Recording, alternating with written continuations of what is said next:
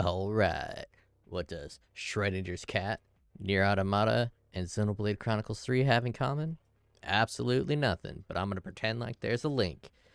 So, in playing Nier Automata, I thought of Schrodinger's cat. In the story, humanity has been plagued with a virus that they cannot overcome. So they try to build these androids that they can put their human souls into. And then when the virus dies out, they can extract their human souls from these androids and then repopulate humanity. This project fails completely. That'll be the representation of Schrodinger's cat that is dead inside the box. The androids were tasked with keeping up humanity and making sure they survive. They fail that task. Upon failing that task, they lose all hope of being alive and get depressed and have no real reason to live. So that is a representation of Schrodinger opening his box, seeing his cat dead, and what to do next.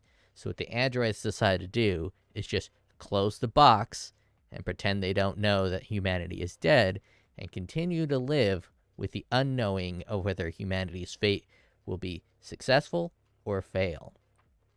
Ultimately, it fails, humanity goes extinct, but the androids continue living with the pretend ignorance of whether or not they succeed or fail, knowing full well that they failed, but after failure, they have no purpose in life, so they need that purpose in life.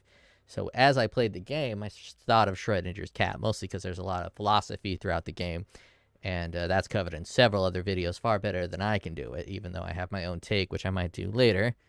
But that is where Schrodinger's cat represents being dead. Xenoblade Chronicles 3, which I finished recently, I found the game to be complete shit, but the plot is rather interesting and good. In the plot, there are two planets, and this is a fictional world, so when planets are created and collided, it doesn't act like it does in the real world. So these two planets were created by like gods, and then they have their own humanities, their own living beings on these planets, and these two planets are about to collide with each other. So these two planets work together with a plan to take all the populations, either souls or consciousness, to load it to this machine, shoot it into outer space, let the planets collide. And then when the planets collide and then reform into one planet, they come back down and both of the worlds live together in harmony in their things. So when they merge all of this consciousness into one AI, the AI doesn't know whether the plan will be successful or not. So instead of, finding out whether the plan is successful, it decides to give the AI occupants inside of its little world a life to live in perpetual nowness, is what they call it in the show. So instead of finding out whether the cat is alive or dead in Schrodinger's box, in Xenoblade Chronicles 3, they just live forever in the state just before the box is opened.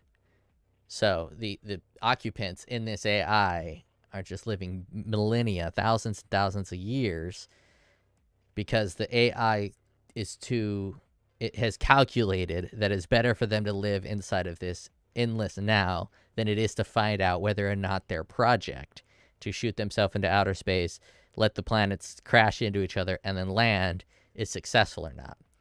And I found the allegory between the two games. I don't know if allegory is the right word, but I found the correlation in that regard between the two games to be very interesting, because in Nier Automata, you find out that the plan didn't work. So it adds a little bit of credence to the AI and Xenoblade Chronicles 3's decision to let them live in a perpetual nowness. And a good villain, like in Xenoblade Chronicles 3, you can understand why they did it. And I think Nier Automata helps solidify the reasonings behind why that AI in Xenoblade Chronicles 3 chose to let them live, or force them to live, in a perpetual nowness in which he kind of controls, instead of allowing the future to go forward. And one of the things in the game, because computers can generate things much quicker than we can in real life, it's able to live that perpetual nowness because the processing speed of the computers, 1 second in that world is, millions and millions of years inside of the fake world. So that's how it's living in a perpetual nowness. But I just wanted to give my take on that instance. And obviously, at the end of Xenoblade Chronicles 3, that is Schrodinger's cat living. So the whole thing does succeed. Xenoblade Chronicles 3 ends in a happy ending, where Nier Automata is the sad ending. So Nier Automata would represent the dead cat in the box. Xenoblade Chronicles 3 represents the live cat in the box.